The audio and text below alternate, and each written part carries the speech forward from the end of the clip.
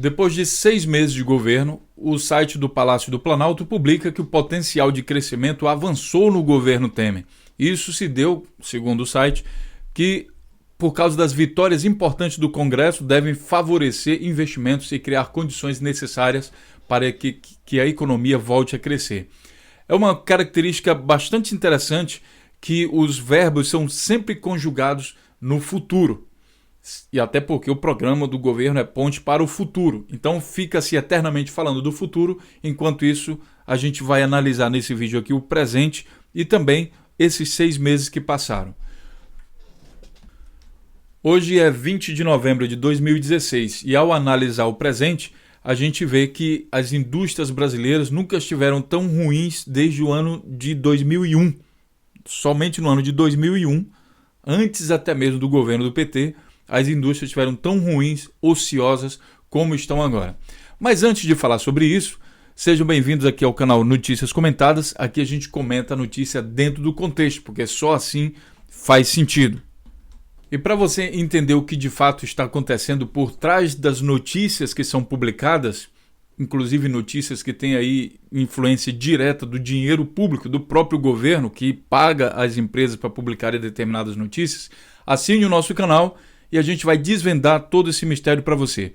Se inscreva no nosso canal e depois de se inscrever, ative as notificações para que você fique sabendo sobre os novos vídeos. Para isso você clica aqui nesse sino, abre-se essa tela, você marca essa caixinha aqui e clica então em salvar. Antes de tudo, vamos entender o movimento do governo para que realmente exista uma ponte para o futuro. Bom, o futuro com certeza existe. Resta saber se com as atitudes atuais, o futuro vai ser aquilo que o governo tem falado. E quais são as atitudes atuais? A primeira, muito importante, é a PEC 55.241, que na verdade diminui a quantidade de investimento público em todos os setores públicos. Por exemplo, saúde, educação e segurança pública. Todos os setores deverão ter uma redução de investimento aí nos próximos 20 anos. Embora eles falam em congelamento, na verdade, se você considerar que a população brasileira vai crescer nos próximos 20 anos, então você tem uma redução de investimento per capita. Ou seja, o que estava ruim vai ficar pior. Isso por quê? Porque existe, segundo a movimentação do tabuleiro que a gente interpreta, uma forte intenção do governo de criminalizar, de falar mal de determinadas coisas públicas, que é para ter o motivo para dar o passo seguinte, que são as privatizações e concessões. O governo pretende, ele está fazendo isso de forma bastante acelerada, começou em 2016, só vai até 2018. Então ele está fazendo de forma muito acelerada as concessões de determinados serviços públicos e privatizações, sob a alegação de que se uma empresa é pública, ela não tem como funcionar corretamente e daí a única solução para ela é privatizar. Lembrando que mesmo privatizada, você não livra uma empresa de participar de processo de corrupção, como a gente tem aí Odebrecht, OAS, várias empresas envolvidas na Lava Jato também participando de processo de corrupção. Esse era um argumento de quem acha que as empresas públicas só servem para fomentar a corrupção. Nas privadas também acontece a mesma coisa. Então, o fato de a empresa Petrobras ser pública ou privada não vai livrar ela necessariamente de processo de corrupção. Agora, uma coisa extremamente importante nessa estratégia econômica do governo é que ele coloca no setor privado toda a responsabilidade pelo crescimento do país. Ele tira a autonomia do governo de fazer alguma coisa e entrega para o setor privado. E o setor privado só pensa em lucro. Então pense o seguinte: você privatizar, por exemplo, o saneamento. Saneamento, coleta e tratamento de esgoto. Aí você tem a seguinte situação. Bom, isso para uma empresa fazer, ela tem que ganhar dinheiro. Só que se ela levar esgoto sanitário para uma favela, o pessoal da favela provavelmente nem tem como pagar isso, até porque é um serviço caro. Então, não é interessante para o saneamento básico privatizado levar esse tratamento de esgoto até uma favela. Então, normalmente, de uma maneira geral, a gente pode ter uma situação em que os pobres vão se arrebentar para lá e ninguém quer saber deles, porque é tudo privado. Essa receita em alguns países não dá muito certo, eles estão retornando aí e estatizando novamente as empresas de saneamento. Infelizmente, está acontecendo no Brasil isso aí. O governo assumiu e dizendo que em pouco tempo eles conseguiriam consertar o Brasil. E, na verdade, a notícia principal desse vídeo é justamente isso aqui, ó. Fábricas brasileiras operam com o menor nível de ocupação em 16 anos. Significa que as fábricas estão ociosas. A notícia publicada aqui no Estadão, no dia 19 de novembro, fala o seguinte: segundo dados da FGV, o uso da capacidade instalada da indústria de transformação este ano está em 74%, o nível mais baixo desde 2001, quando o monitoramento começou a ser feito. Para especialistas, o investimento só começa a voltar em 2018. E aí você vai ver algumas coisas interessantes sobre essa notícia. A primeira notícia publicada no Estadão, que é um jornal que, na verdade, só publica coisas que são interessantes ao governo. É difícil você ver uma crítica aqui direta ao governo. Tanto que ele fala dessa coisa aqui da indústria brasileira tá ociosa, mas ele já coloca ali a esperança, não, que 2018 vai tudo dar certo. Na verdade, o governo que assumiu já com essas medidas de austeridade, ele fala que em 2017 já vai começar a crescer tudo, vai ser uma maravilha. Agora já estão falando em 2018, ou seja, joga a responsabilidade para o próximo presidente que vier aí. Aí ele condiciona e diz o seguinte para a população: 2018 eleição, olha pessoal, nós fizemos todo aquele sacrifício e agora para dar certo é preciso que vocês votem no nosso candidato. Mais ou menos essa filosofia. Isso já é conhecido, pessoal, isso daí já é conhecido porque nós já tivemos isso em 2005, né? Nesse ano de 2001. Um outro detalhe aqui interessante é o seguinte: o nível mais baixo desde 2001. Sabe por que desde 2001?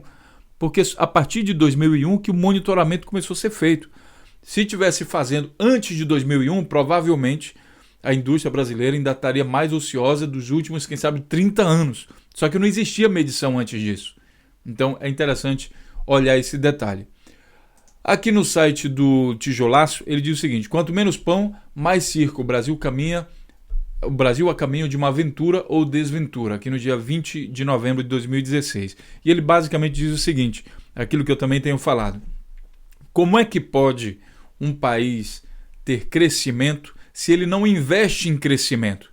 Se ele corta tudo que é investimento que ele faz? Exemplo, empresas que estão sob a administração dele, ele está entregando tudo, vendendo barato para pagar dívida, ou seja, vende a empresa, né? Você tem ali um ativo, vende aquela empresa, pega o dinheiro da empresa e tapa um buraco.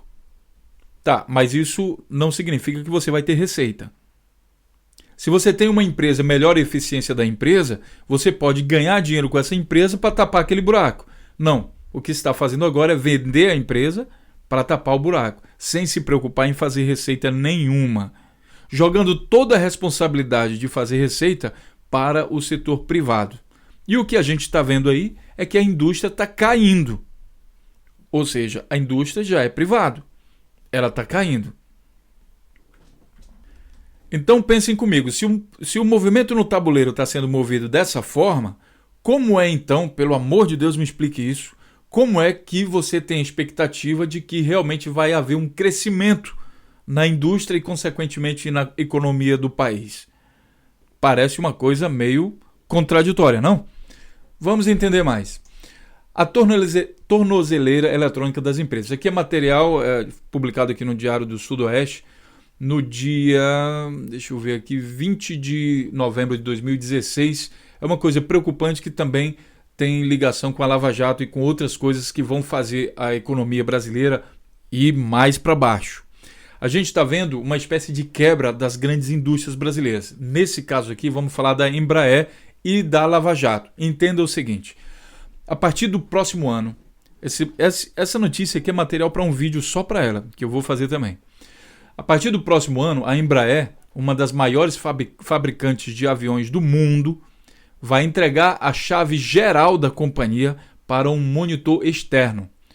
O tal monitor terá, por 3 anos, plenos poderes outorgados pelas autoridades americanas para acessar todo o sistema da empresa, todas as salas, todas as gavetas, todos os computadores.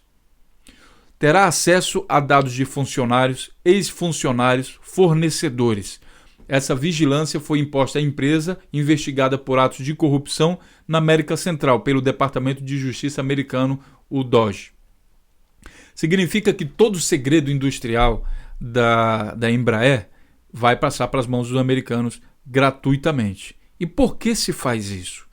A Embraer, que tem ações na Bolsa de Nova York, foi a primeira empresa totalmente brasileira a fazer um acordo com as autoridades americanas por infringir a lei anticorrupção do país. Mas desde que a Operação Lava Jato começou, diversas outras companhias brasileiras com ações nas bolsas americanas entraram na mira do temido DOGE.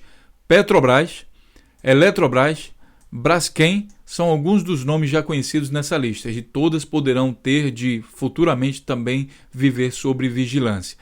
O que a gente está vendo aqui é que a Lava Jato tem se tornado um instrumento muito forte de entregar toda a inteligência industrial brasileira para as empresas americanas. Repito, eu não sou contra a Lava Jato, só que a forma como isso está sendo feito é muito complicado, porque você atribui a corrupção não às pessoas que estão nas empresas, e sim à empresa inteira.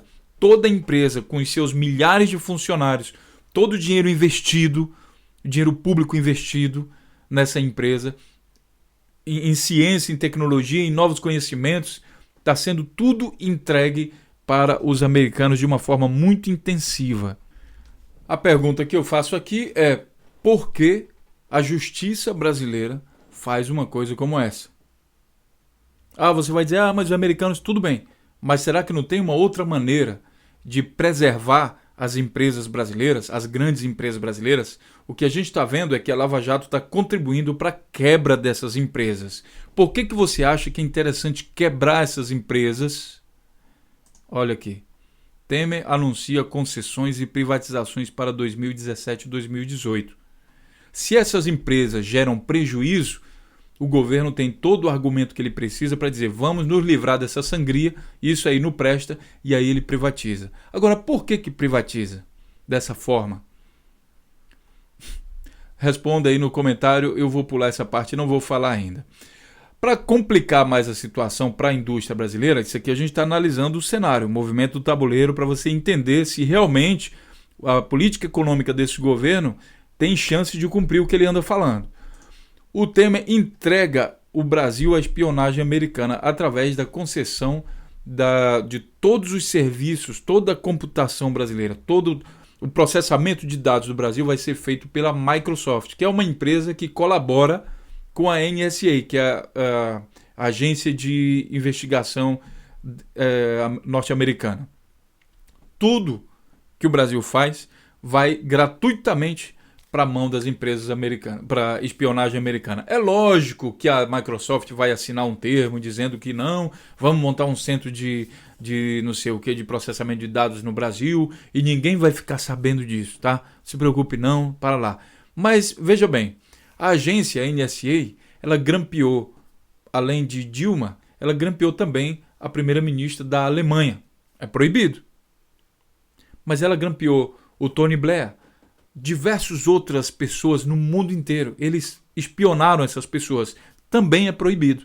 Você acha que a Microsoft ou a NSA vai deixar de coletar as informações sobre toda a indústria brasileira? Pense o seguinte: o Brasil, determinados produtos agrícolas, o Brasil não exporta para os Estados Unidos porque existe o quê? Uma concorrência. Existe um mesmo segmento em que Brasil e Estados Unidos são muito fortes. Será que não seria interessante para a indústria americana entender como a brasileira funciona para poder quebrar melhor? Infelizmente eu tenho que lhe dar essa notícia. O movimento do tabuleiro desse atual governo parece um movimento de total entreguismo. O Brasil está voltando a ser colônia com a política atual que está sendo tomada. E aí nós voltamos aqui novamente na notícia sobre as fábricas brasileiras de 2001, quando começou a ser medido. E eu vou mostrar para vocês o seguinte: a fábrica, a produção brasileira, tudo isso, quanto o Brasil é capaz de produzir, é medido através de uma variável chamada PIB, Produto Interno Bruto, tudo que o Brasil é capaz de produzir naquele ano. A política que está sendo implementada hoje é a mesma que foi implementada pelo Fernando Henrique durante o governo dele. O Fernando Henrique também achava que a solução para o crescimento da economia é entregar todo o Estado né, diminui o Estado, entrega, privatiza tudo, coloca tudo nas mãos de empresas privadas e fica lá pedindo, pelo amor de Deus, que eles façam um investimento que eles não são capazes de fazer. Ele joga todas as fichas, ele tira a autonomia do Estado para colocar somente na mão de empresas. E aqui, amigo, independe do que você pensa, se é comunista, se é capitalista, independe de tudo. Só pense nisso. Você tem a economia da sua casa e o que você faz? Você entrega todas as suas formas de rendimento para o vizinho, esperando que o vizinho vai gerar emprego para o seu filho. É mais ou menos isso que está sendo feito no Brasil. Aí a gente vai analisar o seguinte: bom, já que já tivemos isso no passado, é provável que também a gente consiga fazer um prognóstico aí de como é que será então essa ponte para o futuro. A gente tem primeiro então que entender o seguinte: eu falei para vocês, isso já foi feito no governo Fernando Henrique e antes do governo Fernando Henrique também. Vamos dar uma olhada quando foi o governo do Fernando Henrique. Aqui no Wikipedia não é uma fonte tão confiável assim, mas é o suficiente para a gente identificar que o governo Fernando Henrique foi de 95 até 2003. Por que eu estou falando do governo Fernando Henrique? Fernando Henrique é do PSDB e hoje o programa de governo que nós temos aí com o Temer é o programa de governo do PSDB. Embora esse programa de governo tenha sido reprovado nas urnas, através do golpe parlamentar, o PSDB conseguiu chegar ao governo e implementar o seu programa de governo. Então a gente está vendo uma repetição do governo Fernando Henrique, só que agora de forma muito mais acelerada, como eu vou mostrar para vocês. Então, 95 a 2003, governo Fernando Henrique. Posterior a ele veio o governo Lula, 2003 a 2011. Então, já que a indústria brasileira está no seu pior nível nos últimos 16 anos, que é quando foi medido, a gente vai agora dar uma visitadazinha aqui no PIB brasileiro. E vamos ver primeiro aqui 2001. 2001 é exatamente esse ano aqui. O PIB brasileiro está nesse ponto aqui. Tudo bem? Aqui começou a ser medido. O governo Fernando Henrique, ele vem de 95 aqui até 2002, 2003. Então, o que acontece? Em 95, o PIB do Brasil era de 785,6 bilhões de dólares. Depois do governo Fernando Henrique, o PIB foi para 507 bilhões de dólares. Teve uma redução. A indústria brasileira ela reduziu de tamanho. Você entende isso? Isso é o produto interno bruto. Ela reduziu. Estava em 785, foi para 507. Foi para 508. Estava em 786, foi para 508.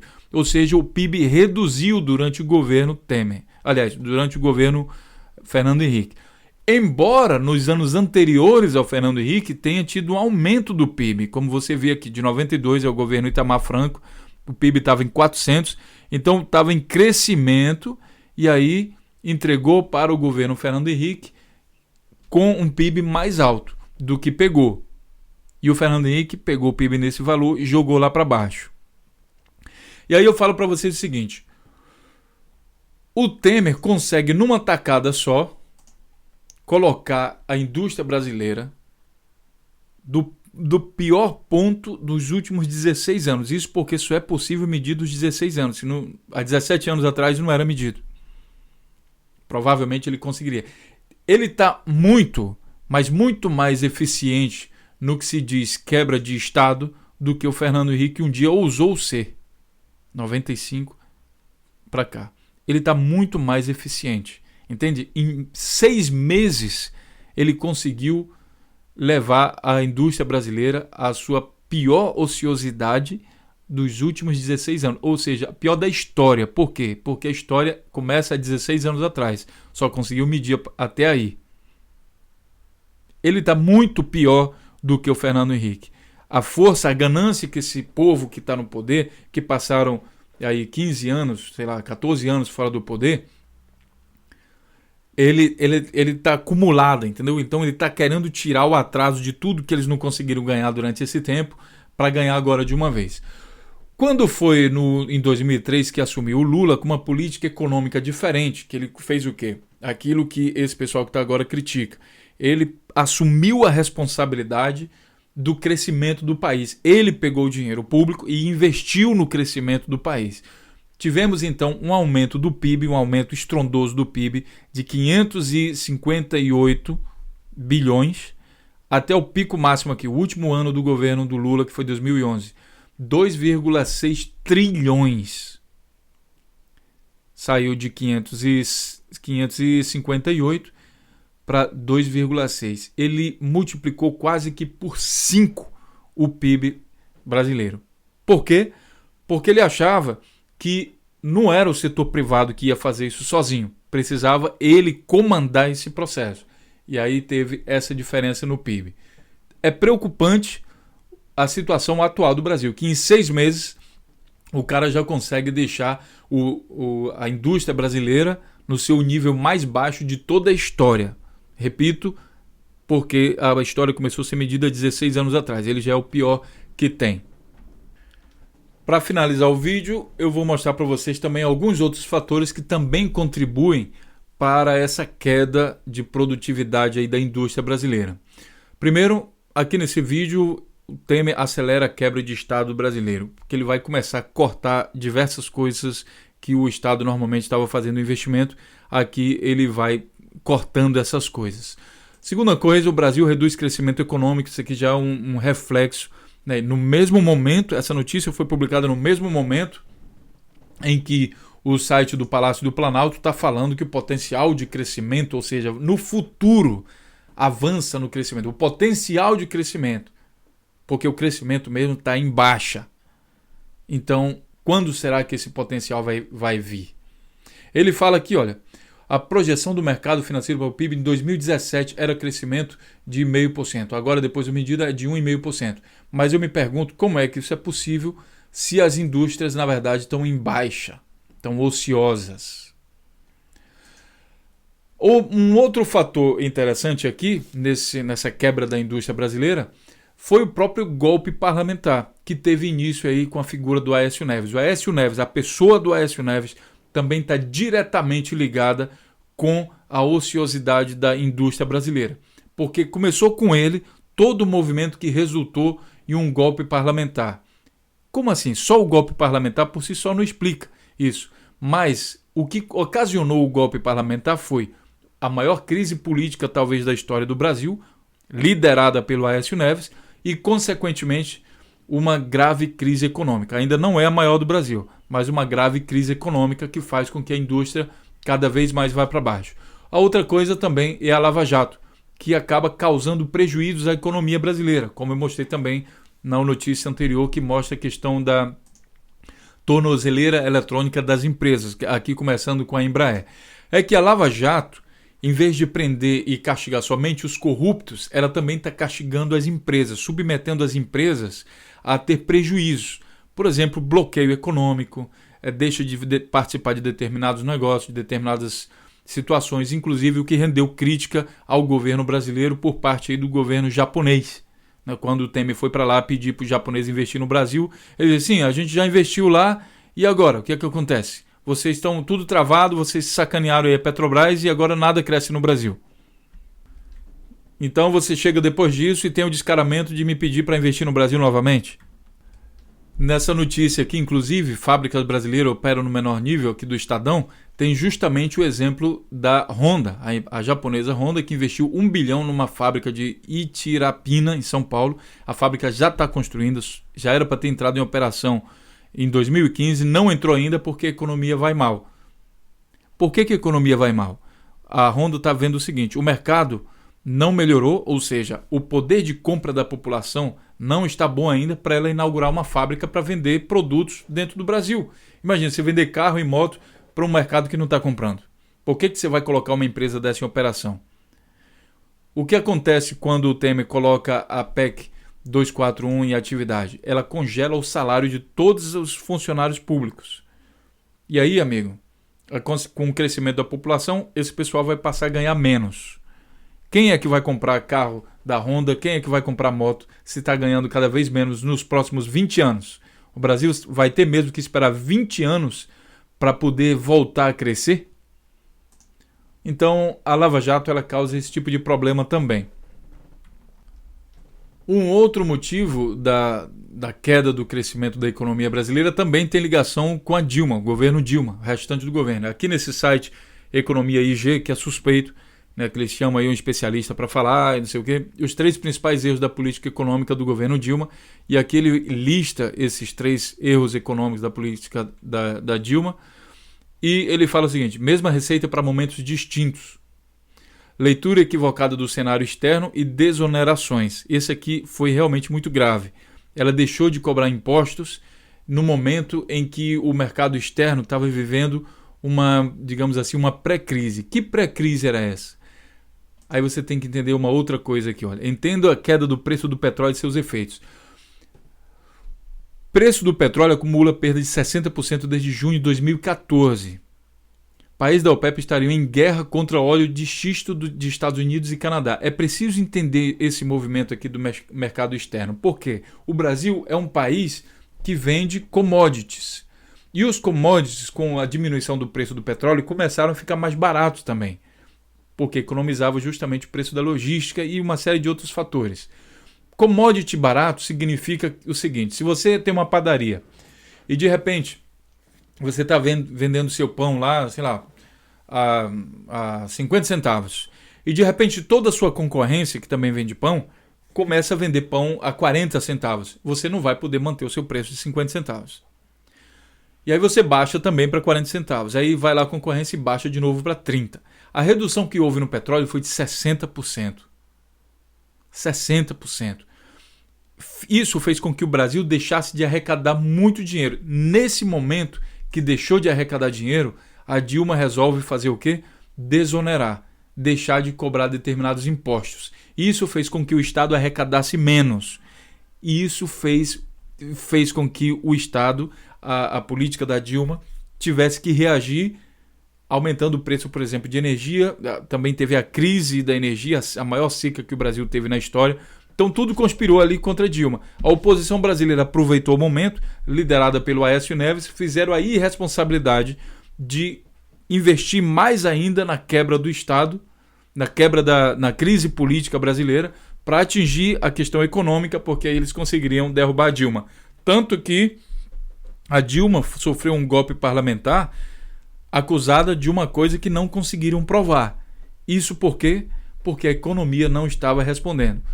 Alguns políticos, senadores, inclusive, confirmaram essa situação.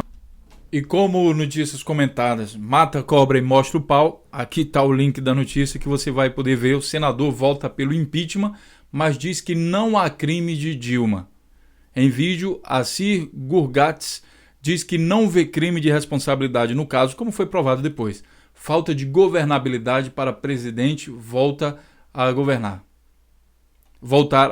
Falta governabilidade para presidente voltar a governar.